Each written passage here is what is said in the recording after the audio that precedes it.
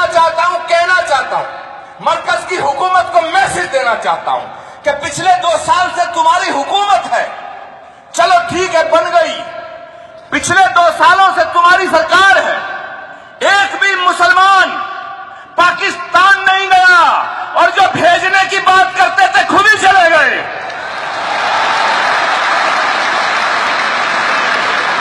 खुद चले गए और चले नहीं गए, बिना बुलाए चले गए। और बिना बुलाए नहीं हजरत, बिना बताए चले गए। ये क्या तमाशा है? इस देश ने हजरत, आप गवाह हैं जंग आजादी की लड़ाई से लेकर आज तक, उस लड़ाई से लेकर आज तक गवाह हैं, क्योंकि आपने उसमें अहम भूमिका निभाई है। इस देश ने मेरे दोस्तों बड़ी आंधियां देखी हैं। गुलाम नबी आजाद साहब आपने बहुत दौर देखा है, यहां खुर्शीद साहब बैठे हैं, तमाम यहां उलमा इकराम तशरीफ फरमा हैं, हमारे सभी मुअज्जिज हजरात यहां तशरीफ फरमा हैं। बड़े अदब के साथ कहना चाहता हूं, इस देश ने बड़ी आंधियां देखी हैं, बड़े तूफान देखे हैं, बड़े बवंडर देखे हैं। मेरे दोस्तों, जब बवंडर आता है तो कोई भी लफंडर बादशाह बन जाता है।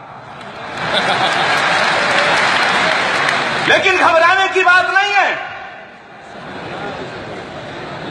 आप नमाज अदा करते हैं, मैं प्रार्थना करता हूं, पूजा करता हूं, आरती करता हूं, घड़ियाल बजाता हूं, इसमें दिक्कत क्या है? इधर मस्जिदें हैं, उधर हैं शिवालय, जहां मुतमई हो वहीं सर झुका ले। आप हमारी आस्था का सम्मान करते हैं, लेकिन हमें आपके अकीदे का एहतराम करना पड़ेगा और करना चाहिए। हमारा धर्म, हमारा कोई भी धर्म ग्रंथ ये नहीं कहता कि किसी भी धर्म के मानने वाले आदमी का अपमान किया जाए, और इस्लाम के अंदर कहीं यह नहीं लिखा है, बल्कि लिखा है किसी दूसरे धर्म के पेशवाओं की बेइज्जती ना करो, पता नहीं वो भी आपका नबी हो।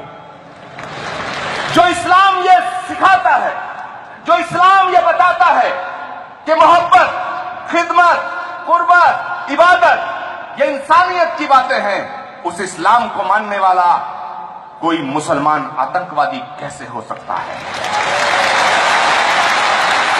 लेकिन आज एक हवा चलाई जा रही है, मैं कह रहा हूं कोशिश हो रही है, और कोशिश नहीं साजिश हो रही है कि मुसलमान को आतंकवादी सिद्ध कर दो, मुसलमान को देश का गद्दार सिद्ध कर दो। मैं पूछना चाहता हूं कि गांधी की हत्या किसी मुसलमान ने नहीं की,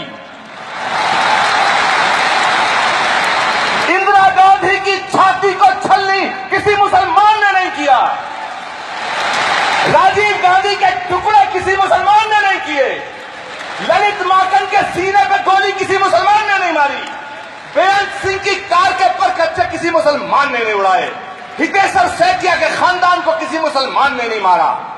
तो फिर जिन लोगों ने उनकी हत्याएं की, क्या उनकी कौम पूरी आतंकवादी कही जा सकती है? बड़ा जिम्मेदारी से सवाल उठा रहा हूं। तो जब वो आतंकवादी पूरी कौम को नहीं कहा जा सकता है, ऐसे ही कोई सिर्फ आदमी जो नाम से, चेहरे से मुसलमान लगता हो और वो हाथ में AK-47 लेकर के खून बहाता हो, माफ करना, मैं उसे मुसलमान मानने को तैयार नहीं। क्योंकि जो मुसलमान है वो आतंकवादी नहीं हो सकता है, और जो आतंकवादी है वो मुसलमान नहीं हो सकता है। किसी प्यासे को पानी पिलाने का नाम इस्लाम है साहब, किसी भूखे को रोटी खिलाने का नाम इस्लाम है, किसी गरीब को गले से लगाने का नाम इस्लाम है, किसी अंधे को रास्ता दिखाने का नाम इस्लाम है।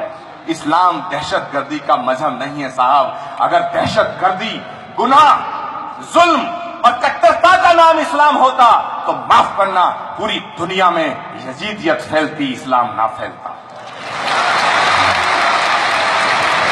और हजरत, ये बात सच्ची है कि जो चीज सख्त होती है, फेनेटिक होती है, कठोर होती है, वो फैलती नहीं है, सिकुड़ती है। फैलता वो है जो फिराक दिल और दरिया दिल होता है।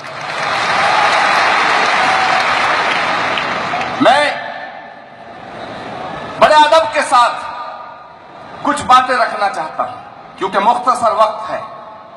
एक बात, आप कहते हो घर वापसी। अगर कोई गरीब मुसलमान का लड़का, बड़े गौर से और जिम्मेदारी के साथ कह रहा हूं तमाम मीडिया के सामने, अगर एक गरीब मुसलमान का लड़का गरीब हिंदू की बेटी से मोहब्बत कर ले तो वो लव जिहाद। और इनके तमाम मुसलमान नेताओं के घरों में हिंदुओं की बेटियां हैं, ये लव संस्कार है क्या?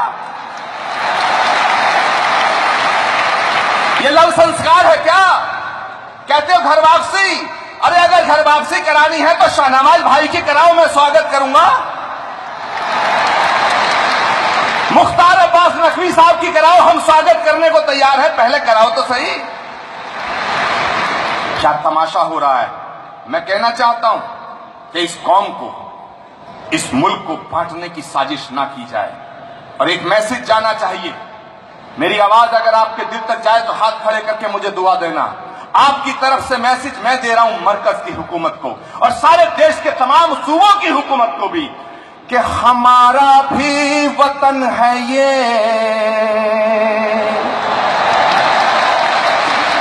मैं सदर मोहतरम इजाजत चाहूंगा तरन्नुम में पढ़ने के लिए कि हमारा भी वतन है ये, न यूं कम आंक कर देखो,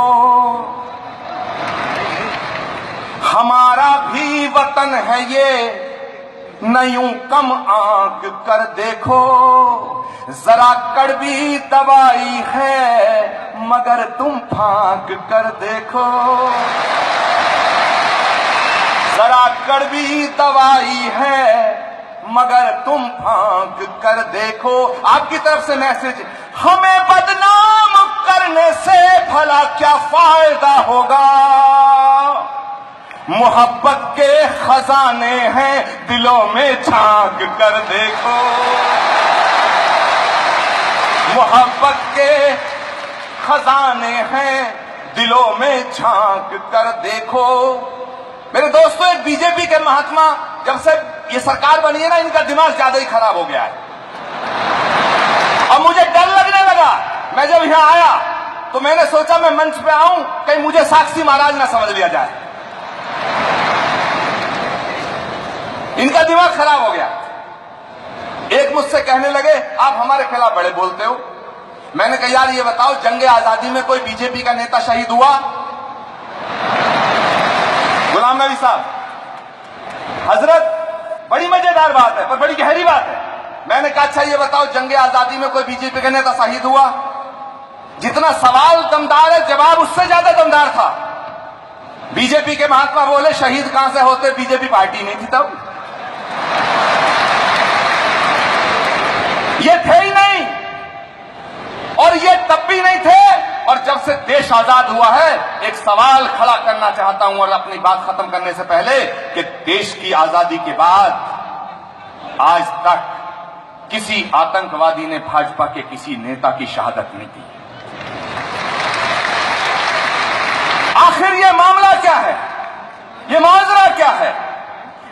जिन्होंने पूरे खानदान अपना इस देश पे कुर्बान कर दिया, उनसे देशभक्ति का सबूत मांगा जा रहा है। जब देश की आजादी की लड़ाई चल रही थी तो जो गद्दारों के साथ खड़े थे वो देशभक्ति का सर्टिफिकेट जारी करने की दुकान चला रहे हैं। मेरे दोस्तों, ये देश ना इनका है ना उनका है, ये हम सब 125 करोड़ हिंदुस्तानियों का देश है, हम सब का देश है। हम आपकी और आप हमारी